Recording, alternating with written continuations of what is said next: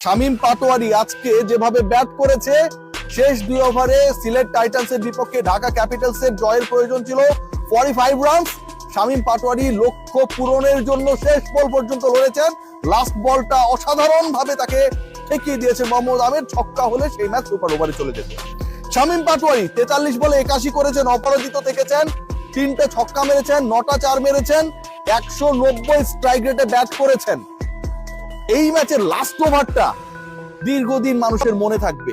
সিলেট এই ম্যাচে জিতেছে, ঢাকা পরাজিত হয়েছে, কিন্তু দিন শেষে উইনার হচ্ছে সত্যিকার অর্থেই ক্রিকেট। ঢাকা ক্যাপিটালস এর জার্সি দেখলে যে স্মার্টনেস আমরা দেখি, আমার কাছে মনে হয় যে সেই স্মার্ট ক্রিকেটটাই আজকে প্রদর্শনের চেষ্টা করেছে সেই দলটা। আমরা সবাই জানেন যে ঢাকা ক্যাপিটালস এর অফিসিয়াল ব্র্যান্ডিং স্পন্সর করছে শীর্ষস্থানীয় কসমেটিক্স এবং skin care brand remark Harlan. তাদের যে বিভিন্ন প্রোডাক্ট অরিক্স রয়েছে, লিলি রয়েছে, একনল রয়েছে, জার্সিটা আমরা দেখেছি। সেই জার্সি নিয়ে আজকে খেলা খেলতে নেমে যে দুজন ক্রিকেটার আমাদের সবার মন জয় করেছে, একজন সাব্বির রহমান রুম্মান আর একজন শামীম হোসেন পাটোয়ারি। শামীম পাটোয়ারি শেষ 2 ওভারে 45 রান দরকার, সেই 45 রানের ইকুয়েশনটা শেষ ওভারে গিয়ে দাঁড়ালো 27 রানে। প্রথম বলে 4, পরের বল ওয়াইড, লাস্ট 5 বলে দরকার 22 রান। তারপরের বল, এটা একটা নাটক, ব্যাট বলে সংযোগ হয়নি, ঘাড়ের উপর দিয়ে গেছে, নো বল কিনা শেষ পর্যন্ত থার্ড আম্পায়ার ডিসাইড করলেন that was a no ball. Last 5 বলে দরকার 21 রান, এক বলে হয়ে গেছে 6 রান, একটা নো, একটা ওয়াইড, একটা 4। মোহাম্মদ আমির ফ্রি হিটে ছক্কা মেরে দিলেন শামীম হোসেন পাটোয়ারি, যেভাবে মারলেন রিভার্স সুইপ করে, অনেকটা যেন কোদাল দিয়ে মাটি খোঁড়ার মতো করেই মারলেন। 15 রান দরকার, বল আছে 4টা, তারপরে বলে 4 গুণ শক্তিশালী এনজাইম ও অধিক ফেনা সমৃদ্ধ অরিক্স সিলভার ওয়াশ মাত্র 70 টাকায়। কোনো রান হলো না। 3 বলে 15, পরের 2 বলে 2টা 4, পরের 2 বলে 2টা 4, লাস্ট বলে দরকার 7 রান। ছক্কা হলে ম্যাচ করাবে সুপার ওভারে। মোহাম্মদ আমিরের বলে আরো একটা ওই ফ্রি হিটে মারা ছক্কার মতো করে কি মারবেন Shamim Patwari. He was ready for that shot.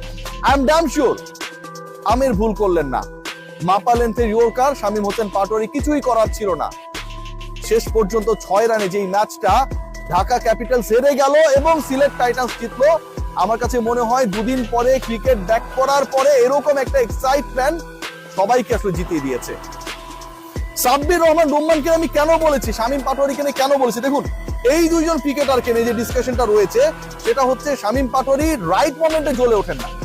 আজকে একলা যেটা করেছেন, তাসকিন আহমেদ করেছেন ওই পার্টনারশিপে মাত্র 3 রান, টোটাল এসেছে 38 রান ওই শেষ 2 ওভারে, বাকি 35 রানের 2টা হচ্ছে এক্সট্রা। এবং শামীম হোসেন পাটোয়ারি 9 বলে করেছেন 33 রান, শেষ 9 বলে 33 রান করেছেন শামীম হোসেন পাটোয়ারি। অবিশ্বাস্য ম্যাচ জেতানোর পথে 188 স্ট্রাইক রেটে ব্যাট করেছেন, 9টা ছক্কা মেরেছেন, 3টা 4 মেরেছেন। বোলার যেই হোক না কেন শামীম হোসেন পাটোয়ারি ওয়াজ ট্রিমেন্ডাস। সাব্বির এবং শামীমের পার্টনারশিপ যতটা গুরুত্বপূর্ণ ছিল, আমার কাছে মনে হয় এই দুজন যে ন্যাশনাল টিমের যোগ্য ক্যান্ডিডেট সেই ব্যাপারটা প্রমাণ হওয়াটা তার থেকে বেশি জরুরি ছিল। জাকের আলী অনেককে নিয়ে অনেক আলোচনা হয়, কে খেলবেন, সাব্বিরকে দরকার নেই middle order finishing A, he is not the appropriate batter, এই ডিসকাশনস গুলো হয়।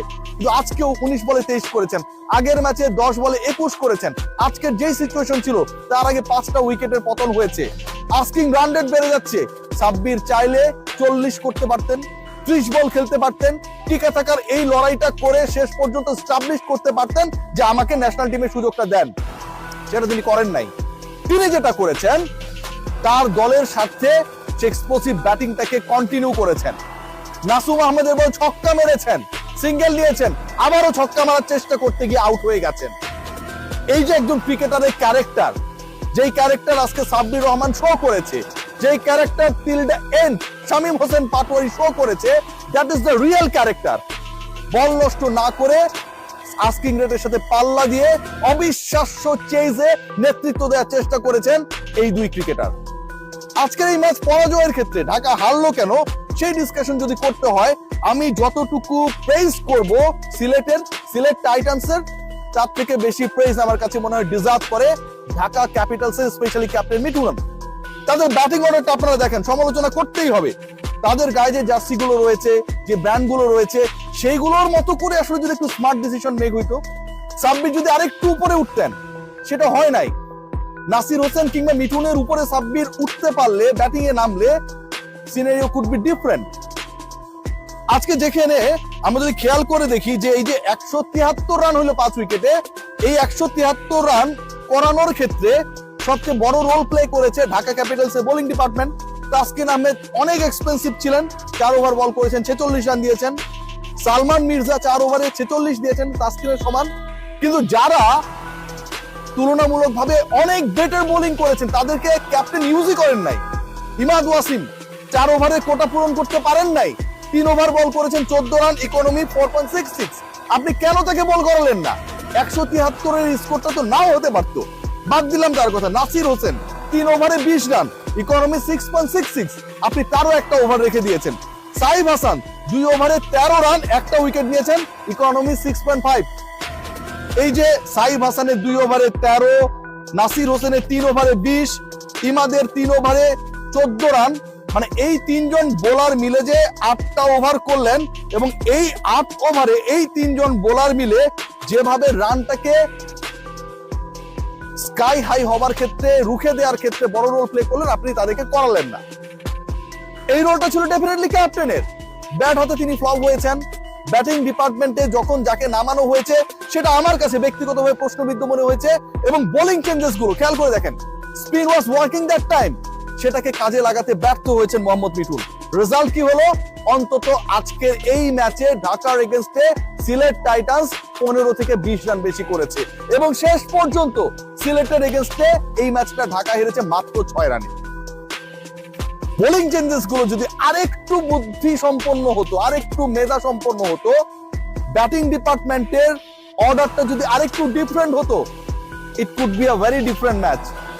আজকে যিনি 188 স্ট্রাইক রেটে ব্যাট করলেন, শামীম পাটোয়ারি 80+ রানে ইনিংসটা খেললেন, শেষ 2 ওভারে 45 রানের সমীকরণ মিলাতে গিয়ে 39 করে ফেললেন, একলাই অনেকটা।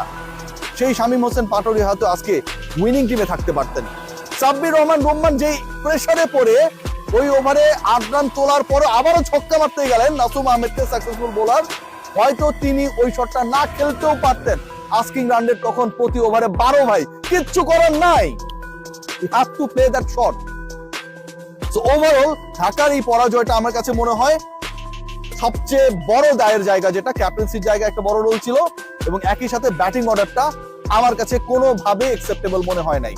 এই ব্যাটিং অর্ডারে যদি একটু শাফল করা হতো, নাসিরের জায়গায় যদি, অথবা মোহাম্মদ মিঠুনের জায়গায় যদি, যেই দুজন ব্যাট করেছেন হাইয়েস্ট এবং সেকেন্ড হাইয়েস্ট রান করেছেন 23 এবং 81, শামীম এবং সাব্বির, এদেরকে ওই জায়গায় খেলানো হতো, it could be a different ball game. এবং সেই জিনিসটা হয়নি দেখে আজকে ঢাকা পরাজিত। তারপর এটা অনেক এক্সাইটিং একটা ম্যাচ ছিল, অসাধারণ একটা ম্যাচ ছিল। বিপিএল অলমোস্ট যেখানটায় অনেক ধরনের আলোচনা, বিতর্ক, সমালোচনার মধ্যে দিয়ে যাচ্ছিল, মাঝখানে ব্রেক এসেছে, সবকিছুকে পাশ কাটিয়ে এরকম একটা এক্সাইটিং ক্রিকেট আজকে বাংলাদেশের দর্শকরা দেখতে পেয়েছে। যারা মাঠে এসে দেখেছে, যে টেলিভিশন স্ক্রিনে দেখেছে, both of those spectators আমার কাছে মনে হয় they enjoyed the cricket, especially the batting display by Shamim Hossain Patwari, strike rate 188। সবাই ভালো থাকবেন, টেক গ্রেট কেয়ার।